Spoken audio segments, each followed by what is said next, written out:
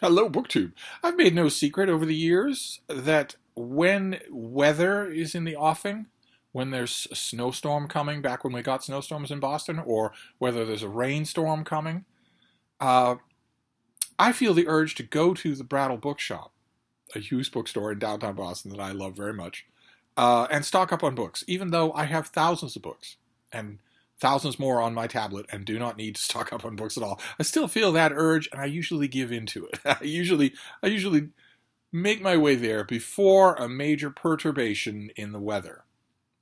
Partly, this is just an old and dumb reflex that I should have got rid of long ago for making sure I don't run out of books, because I read really fast. I read all the time. And another part of it uh, probably has to do with the fact that a big part of my enjoyment of the Brattle Bookshop, for those of you who have not been there, is weather related. You wouldn't think it would be, but there's a huge sale lot next door to the shop. Thousands and thousands of books. Where I do most of my shopping is in the sale lot. And obviously, if it's bad, inclement weather, the sale lot will not be open. Uh, and if that's true for oncoming rain, well, how much more true is it for an oncoming solar eclipse? There's an eclipse that's happening today. The moon is passing in front of the sun.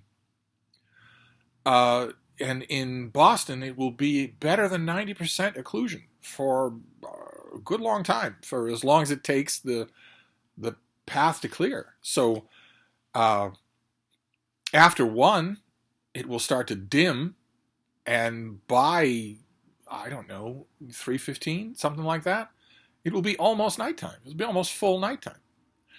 So since that's in the offing, and since that's not going to happen again in my lifetime, I thought I would go to the Brattle. So I went to the Brattle this morning, and I got a ton of books. And I want to show them to you. The first one is a candidate for Garb August. I have a feeling there's a bunch of mass market paperbacks to start with. I have a feeling quite a few of them might be candidates for Garb August, but this one fairly clearly announces itself. This is by someone named John Cutter, and it's the Specialist #6, and it's called The Big One. You'll never guess what drew me to this cover. There is our action hero.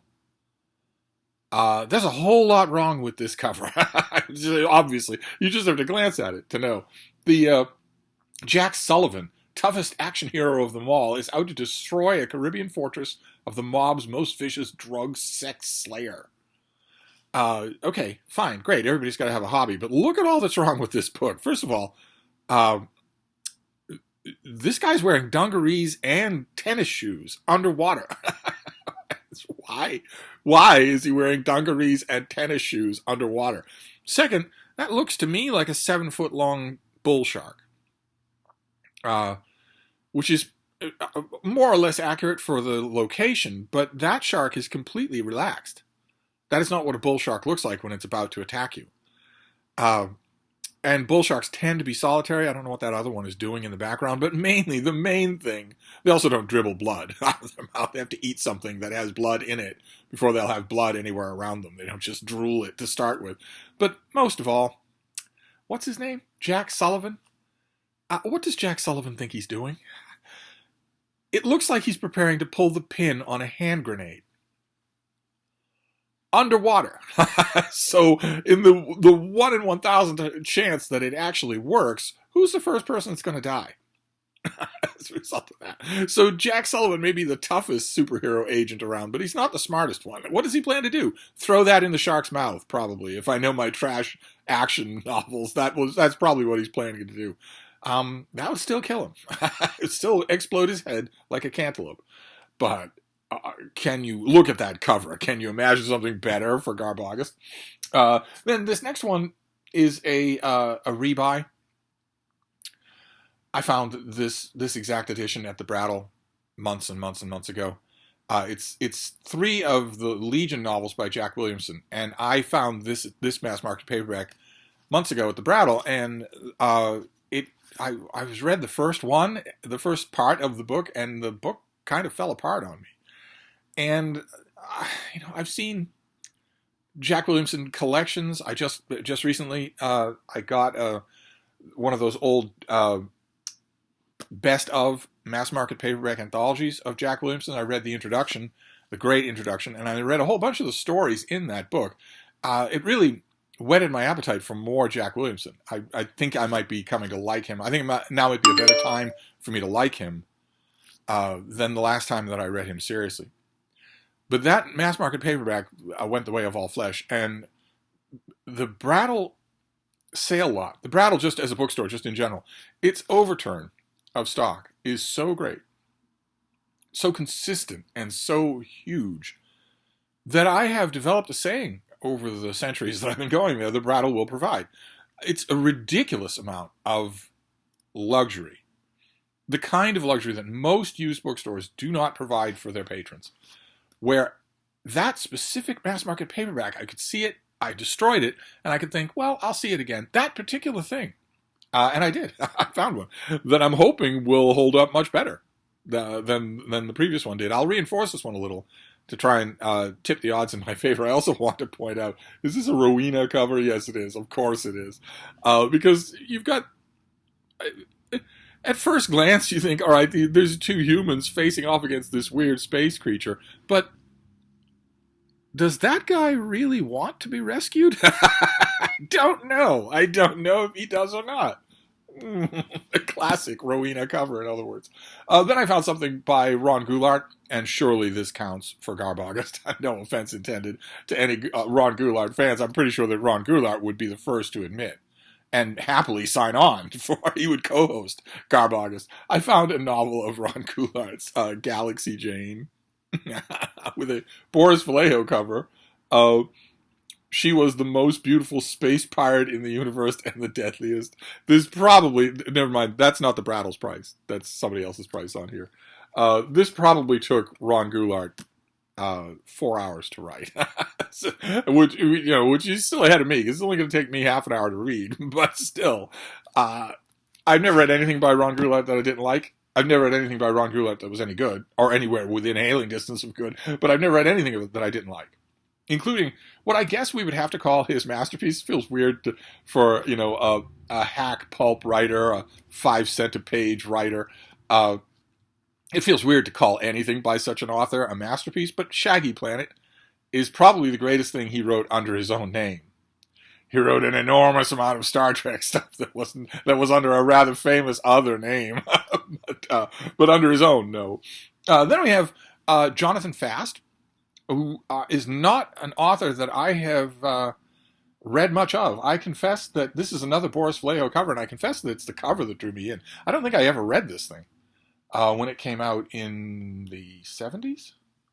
Yeah, 1978. I think that Jonathan Fast is Molly Jong Fast's father. I'm not really sure about that. I'm terrible with author genealogies, but this is Mortal Gods. And I don't think I've ever read this. It's too late. It's 1978, I think, or 79, so it's probably too late for Rocket Summer. And I don't know if that'll be true here. This is another. See, the appeal for some of these things, not anything you've seen so far. All right, no, there's two. The appeal for two of these things was Daw, Yellow Spine mass market paperbacks. There were 1 million of them in their time. There were 1 million of them. Because they are visually distinctive. They are also de facto collectible. They were science fiction and fantasy. There were a lot of gore novels by John Norman. There were a whole bunch of Joe Clayton and Lynn Carter and whatnot. Huge numbers of stuff. And I mostly have a very favorable relationship with the Daw Yellow Spine mass market paperbacks. I mostly enjoyed them. I found one today that I don't think I've ever read. James Johnson is the author, and this is Daystar and Shadow. And again, it was largely a cover by. That's a very, very neat, evocative space fantasy cover. No idea what I'm getting, but that's a nice thing about the Brattle is that everything out in the sale lot is so cheap. Actually, the shop is not all that expensive either, but everything out in the sale lot is so cheap that you can take a flyer on anything that you have not heard of. This next one is Brian Stableford, and I have heard of him. And this, I believe, is the first book in a series of books that he did that caught on in a mild way about a weird planet, a planet called Asgard, that doesn't make a realm that doesn't make any sense. This is Journey to the Center. Also a bit of a cover by, I think these are probably the same artist. Yes, except I don't know who the artist is. Uh, I wonder if this will tell me. Probably not. They're so terrible. These old. No, Ken Kelly did the artwork for this. So did you do? Yeah, Ken Kelly did the author for the artwork for this as well. So I got two old Daw yellow spine mass market paperbacks just for the fun of it. And then the last mass market paperback is an author I have often meant to get to. She was once upon a time. I don't know how well she's remembered now, but she was a towering figure in historical fiction in Scotland, and I have almost never come across any of her books, almost never come across any of her historical fiction novels, almost never any of her nonfiction. Had a number of overseas friends tell me that she's genuinely good and that her nonfiction is better than her fiction. I just wait. The flip side of the Brattle will provide is that I won't go afield. Once upon a time I did. Once upon a time I don't know why, but once upon a time I did just make treks of things, and I'm happy to do it. If you visit Hyde Cottage and rent a car, I'm happy to do that again. But on my own, the Brattle is fine for all my used book needs, especially since, as I pointed out a few times, I get books in the mail. So I don't need to be going to the Brattle at all. But I found a big, fat historical novel by this person. This is Naomi Mitchison, and I found her book, The Barbarian. Quick look at this mass market paperback does not give me a publication date. No copyright information at all. This has a $1.25 price tag on it, so I'm pretty sure that this is an American edition of one of her books that might not even have been called The Barbarian. This is, I think, set in ancient Greece, so it'll be my first. I don't know that it'll last more than one reading, but it'll be my first exposure to this author. I've heard a lot of good things. Then we have some trade paperbacks. This one I have hauled on this channel before, but every time I get it, I give it away. It's a wonderful, gentle little classic. It really is. I was actually thinking about it in connection with that Amy Tan book about bird watching in her backyard. I was thinking about this because this is one of the all-time classics along those lines. This is Margaret Morse Nice, and this is her book, The Watcher at the Nest. Illustrated by Roger Tory Peterson, no less. I was thinking of him the other day also because I just reread his American Wildlife illustrations. But this is just, the author follows a group of birds. Just follows them, in a very limited area. Gets to know them, gets to know their personalities, names them, and wrote this charming book. And we get Roger Tory Peterson's wonderful illustrations all throughout. Again, this is an old Dover paperback, and I don't know how well it will hold up. I guess, unofficially, I am on the hunt for a nice hardcover with a dust jacket of this book, and the Brattle will provide. That will turn up. Absolutely, this did well. But in the meantime, I have this trade paperback, and if I'm careful, I could probably get a read out of this. Then we have another trade paperback. This is from Wordsworth Books. It's got price tags and stickers all over it, so it had a long and eventful life before it got to me. But it is not underlined or highlighted, which was the main thing I was looking for, because this is, once upon a time, this was often taught in schools. This is Biographia Literaria by Samuel Taylor Coleridge, in a rather nice-looking edition. I rather like the way this looks. I don't have a copy of this otherwise. I mean, you can get a copy of this, I'm sure, on Project Gutenberg. But this is a strange book, and that's a relative term. Even when you're talking just about Coleridge, who tended to write nothing that wasn't strange, even for Coleridge, this is a strange mixture of fever dream and autobiography and literary criticism. I love it. I never got to the bottom of it. Never. I always find it almost a completely different book every time I read it. I think it's one of the most remarkable things this remarkable author ever wrote. But as soon as I saw it for $1, I thought, it's perfectly clean. It's a nice looking edition. Once I get these obnoxious stickers off it, that won't be hard to do. And it isn't highlighted. So I grabbed it. And then this next one, this may be the find of the day. One of these things might compete with it, but this may be the find of the day. I have been waiting to find this thing. It's a World War II, post-World War II study that I read back in the 80s. When I think it appeared. I'm pretty sure this is its author's first book. The author is Tom Bauer, and this is called Blind Eye to Murder. And this is an old Picador paperback. No, a Paladin paperback. It's already creased in the spine. It's got the inset of photos in the middle there, which is death to a paperback. So this is definitely going to fall apart on me. I will be careful.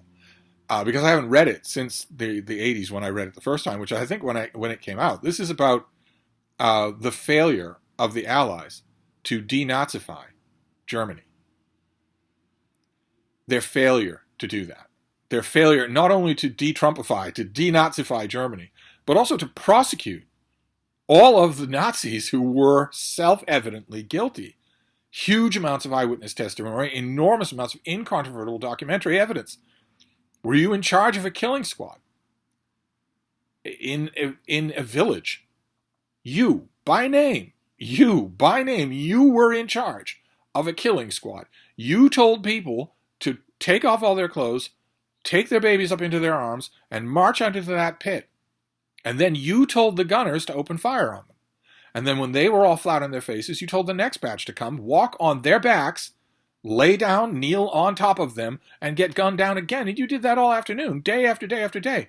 You specifically did that. It wasn't the Nazi state that did that. It was you. You gave the orders, and you were arrested.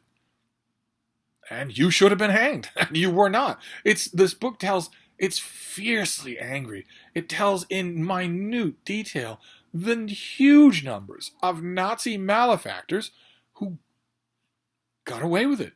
Just plain got away with it. They got minor sentences to prison, 6 years, 3 years. They got their sentences commuted. They got acquitted because the trial process had been so long and protracted that it had outlived the witnesses.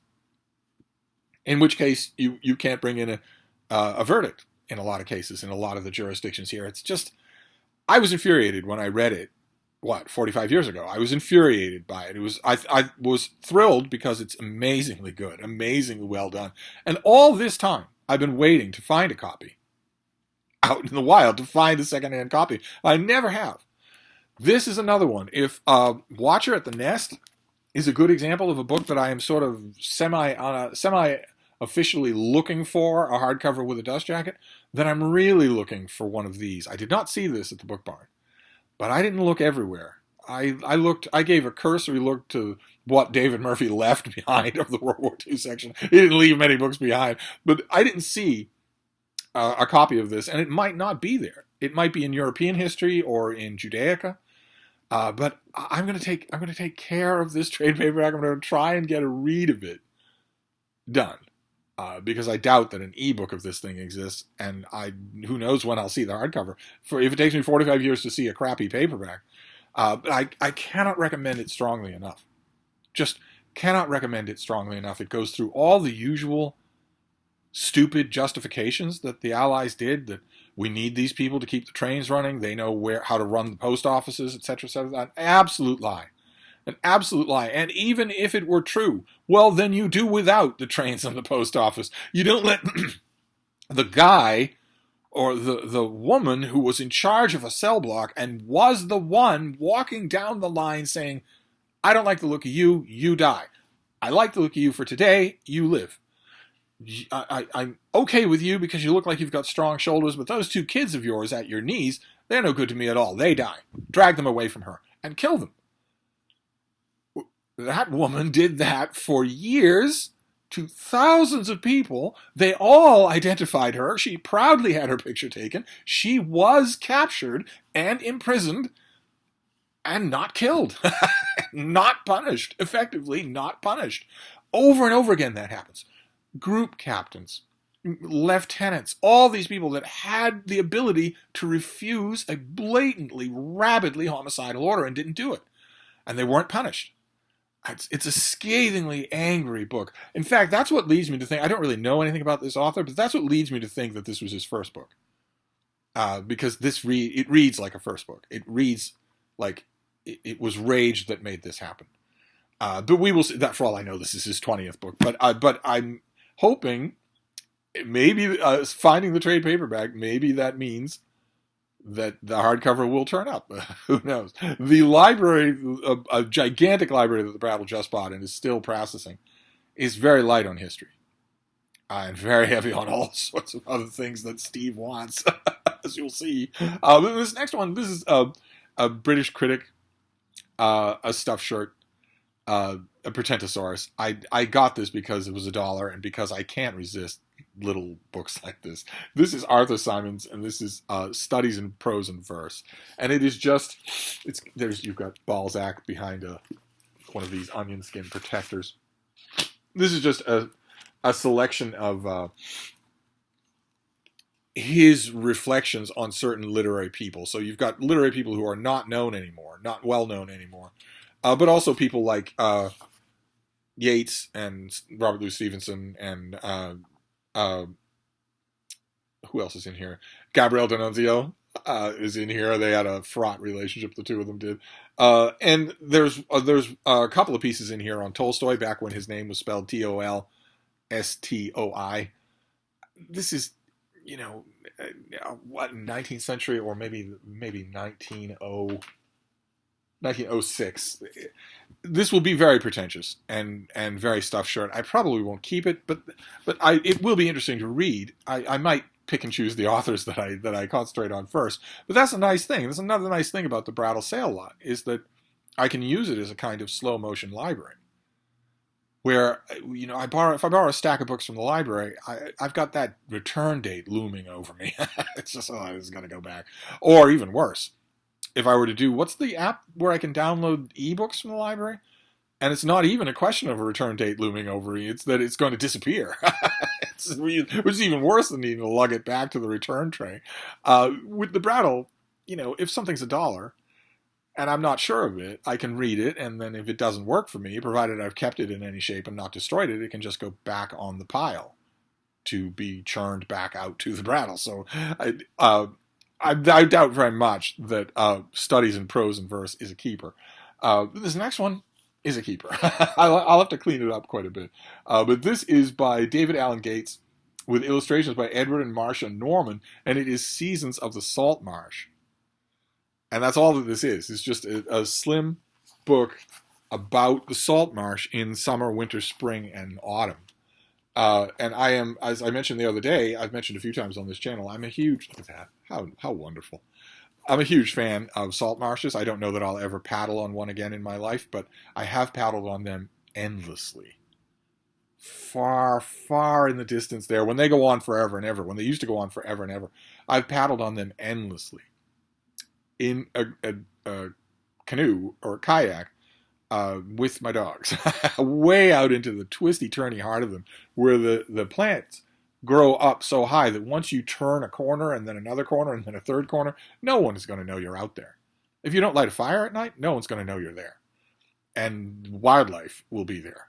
Oh, wonderful. Just wonderful, wonderful stuff. And it fascinated me, those visits, that hiking and camping and trekking and canoeing, that made me fall in love with the world of the salt marsh. So any book that I can get on the subject, this has, you're not going to be able to make it out in the lighting here, but this has all kinds of schmutz all over it here that I will use an alcohol wipe to clean it all off, and then I'll put a covering over it so that it'll stand up.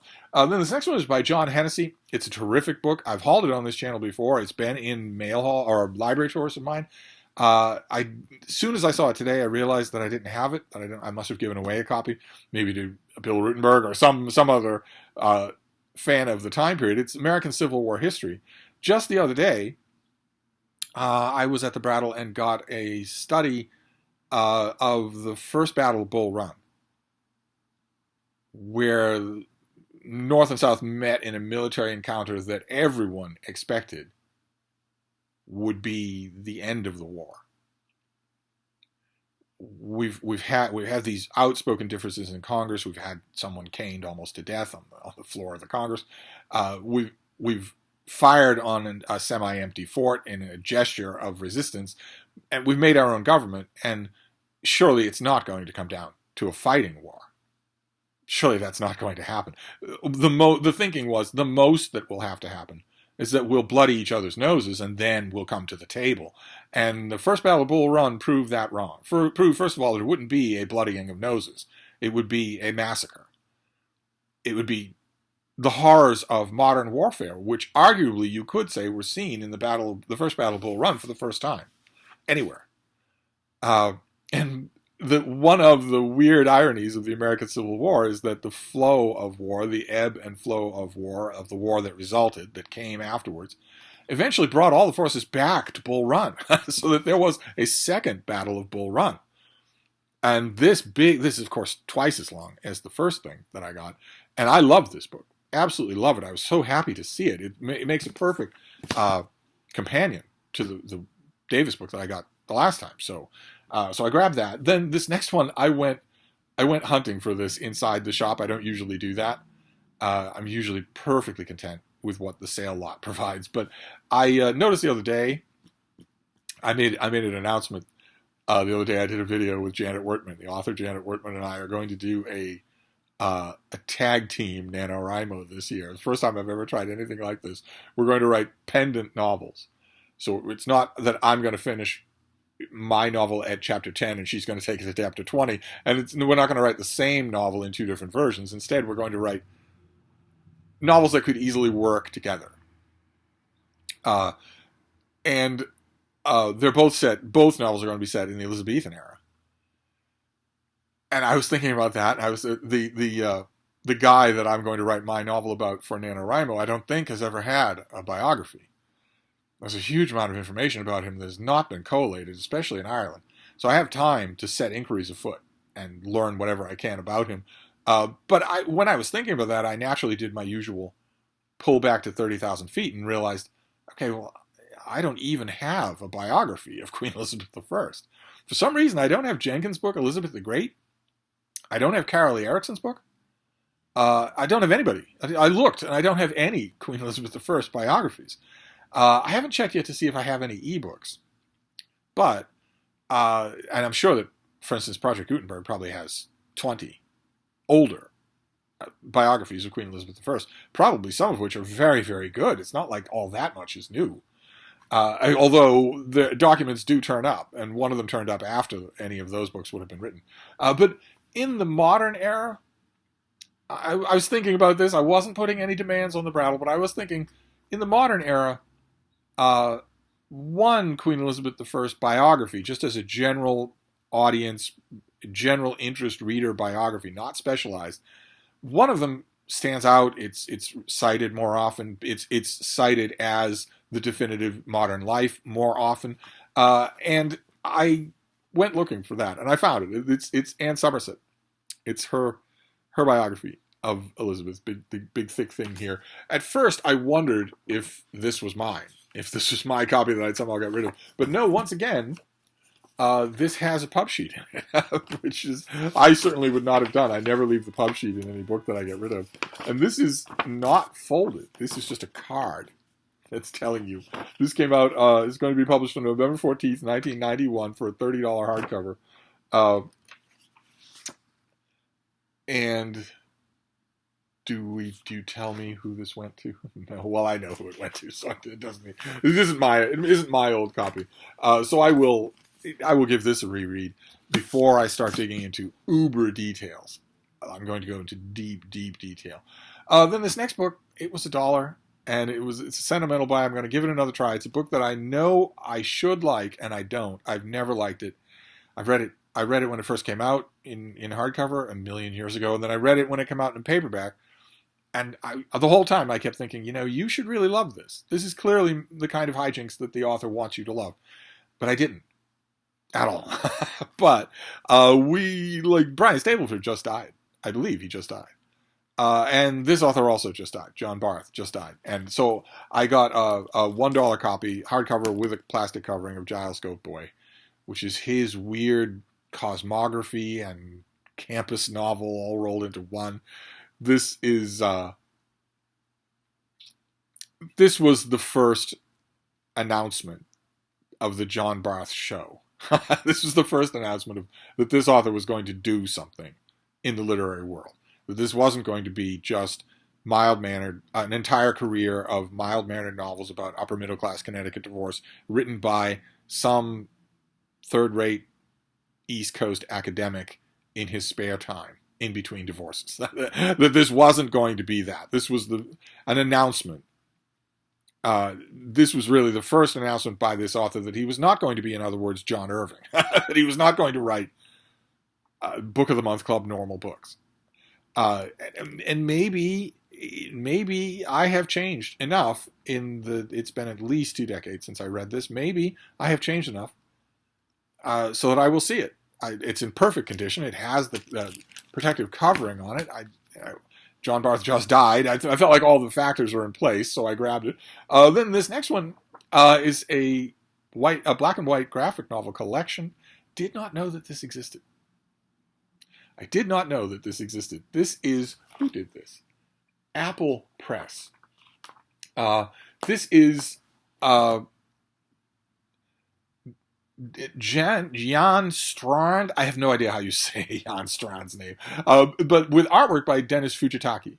And this is the collection of the work of the adaptations they did of Keith Laumer's Retief novels. I had no idea. I have the individual issues of this, which are in color, and this is not. So Apple Books saved themselves a little bit of expense by bringing these out in black and white.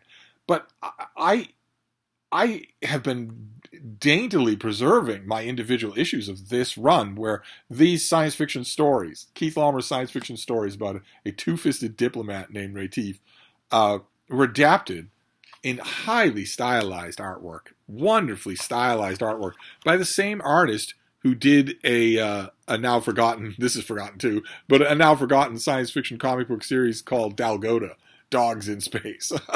I really like this artist, and I had no idea that this edition existed. So of course I grabbed it. Now I don't have to be quite so careful with those issues. And then I found another Prince Valiant. Michael K. Vaughan and I just did an Epic Comic Book Wednesday about Prince Valiant. And Prince Valiant ran in the newspaper comic strips forever and ever and ever. Hal Foster created the character and ran it forever and ever, and it's still going. I don't know if any newspapers still print full-color comics, but Prince Valiant is still going as far as I know. But for a while, who did this? Hastings House, for a while, brought out a whole bunch of adaptations of those comics. Hal Foster had a heavy hand in these things. There was lots and lots of prose added and panels from the comics in these hardcovers. I don't know how many of these there were.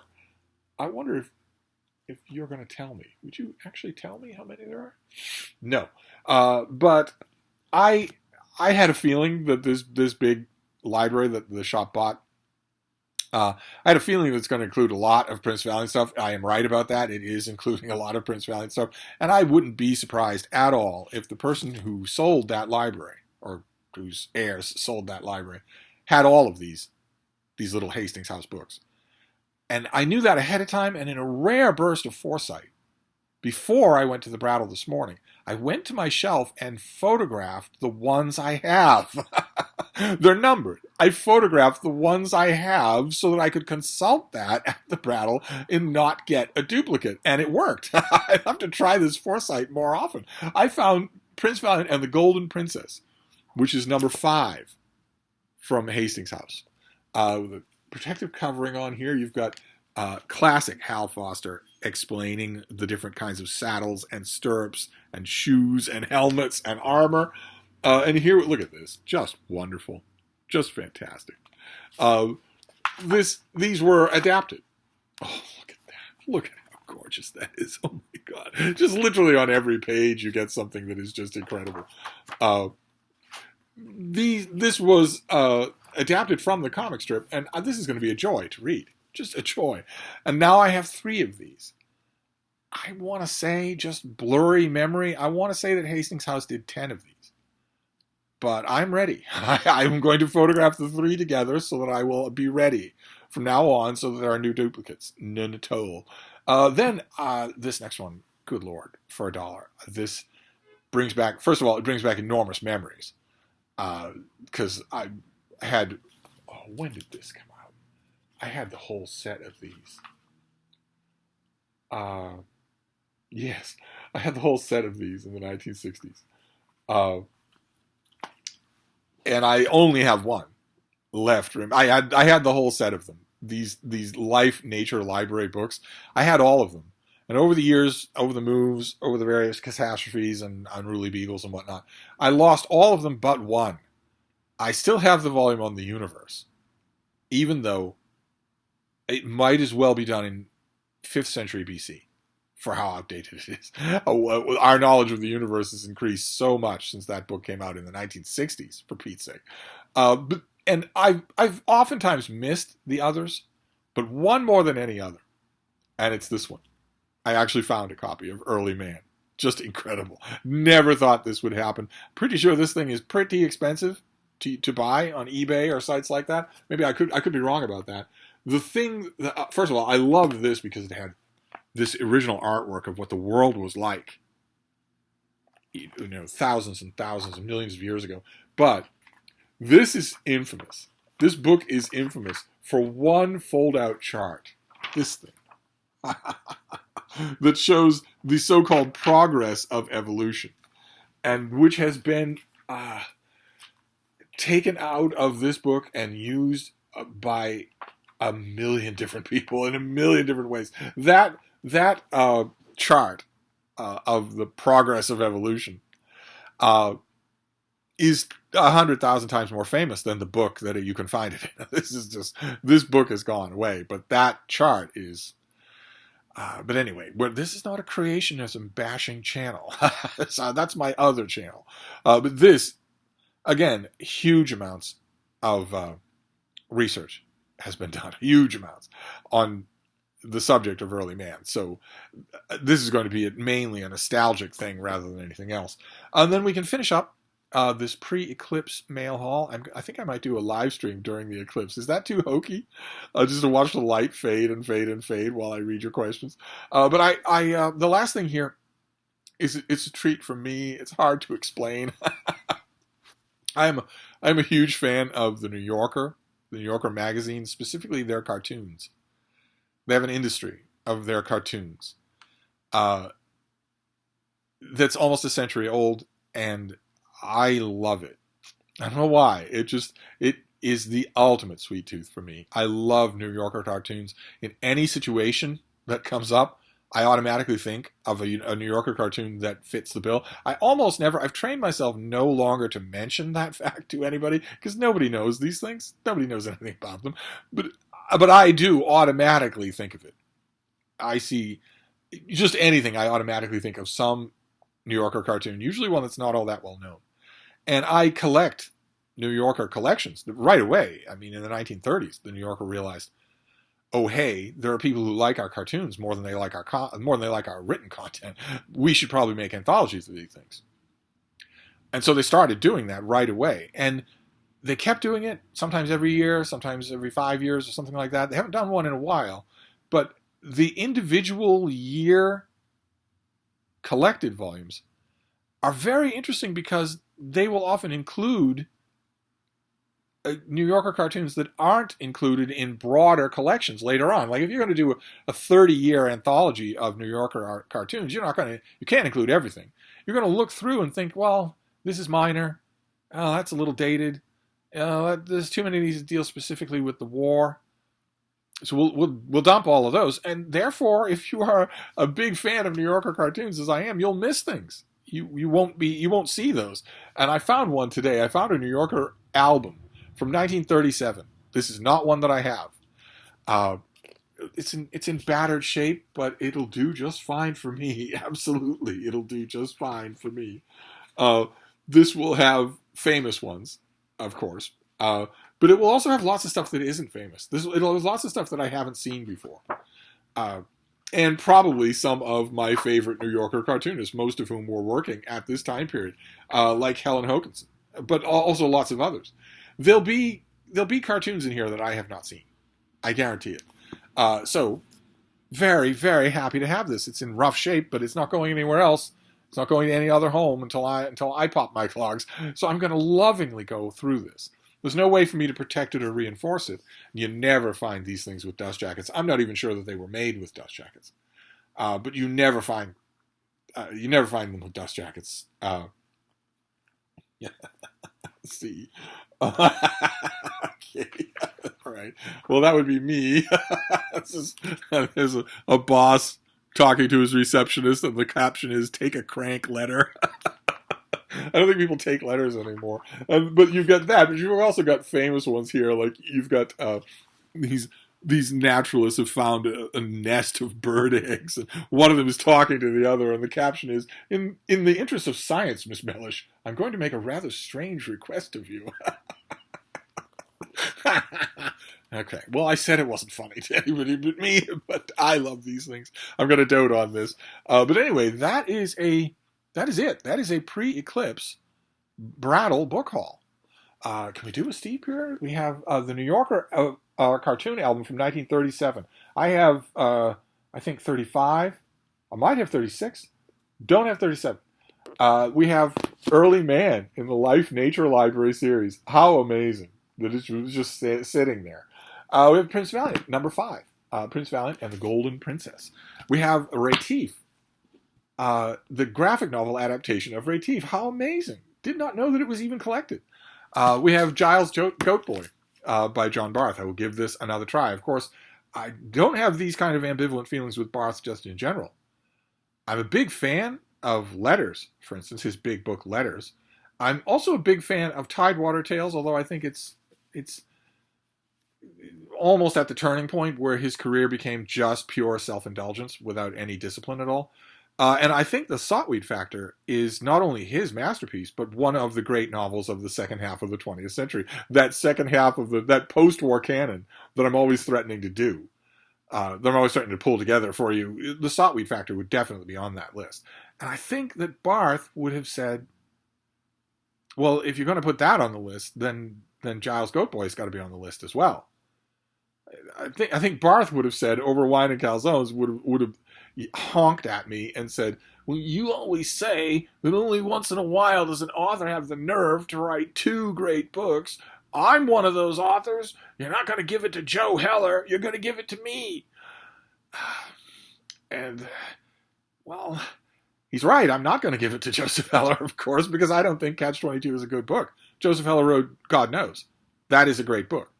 But I don't think he wrote another one. Unless you count No Laughing Matter. But Speed Vogel mostly wrote that. So anyway. We have Elizabeth by Anne Somerset. The first in what I hope will be fleshing out my Elizabethan library. We have Return to Bull Run. Boy, oh boy. Another very strong contender for a reread tonight. We have Seasons of the Salt Marsh. I'll clean that up and protect it. We have Studies in Prose and Verse by a snob. We have Blind Eye to Murder. I will reinforce this to the best of my ability and give it a reread. We have The Watcher at the Nest, always a treat to read. We have Biographia Literaria by Samuel Taylor Coleridge, a very strange book, one that probably is worth a reread soon. Then Naomi Mitchison, my very first one. Not going to live. That paperback's not going to live. But then James Johnson. Do we know who James Johnson is? Have I read James Johnson before? I don't think I have. It just kills me that there once upon a time there were 2 people who were often guests here at Hyde Cottage or the Hyde Cottages of decades past who were in a position for me to legitimately ask them, have I read this? And for them to remind me. And they're both gone. There isn't anybody else. Right now, there isn't anybody that I can ask that question to. But have any of you, I guess I should ask, have any of you read this author? Then Journey to the Center. I return to Asgard for the first time in decades. Mortal Gods by Jonathan Fast. We have Galaxy Jane by Ron Goulart. I'm not expecting big things from it. 3 from the Legion by Jack Williamson. I actually am expecting big things from this, and I might not be the only one. And finally, The Specialist, who's going to set off a hand grenade underwater. It's great. Good. So let us know how that works out for you. Anyway, we don't expect Garbogus to be anything other than a guy throwing a hand grenade at a bull shark underwater in his tennis shoes. But anyway, that was my Brattle haul. Tremendous fun. A beautiful day for it. But with a major astronomical event coming up today. It's completely bright sky, blue day. All I could think about when I was thinking about it this morning, all I could think about was, well, I know it's coming, and I know what it is. I know how long it's going to last, and I know what the reasons for it are. Imagine if you didn't know that. Imagine if you didn't know any of that. Didn't know it was coming, first of all. and you didn't know what it was, or that it would ever change. Anyway, I'm going to wrap this up, but I will try to make a live stream during the event. So I will see you all then, or maybe not. Thank you, BookTube.